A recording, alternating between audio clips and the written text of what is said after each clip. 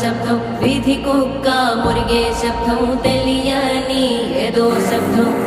ఆమడంత దూరంలో పురిటి తల్లి మూల్గు శబ్దం, పలుకుతాడు తెంచుకున్న ఓ దూరంకే శబ్దం.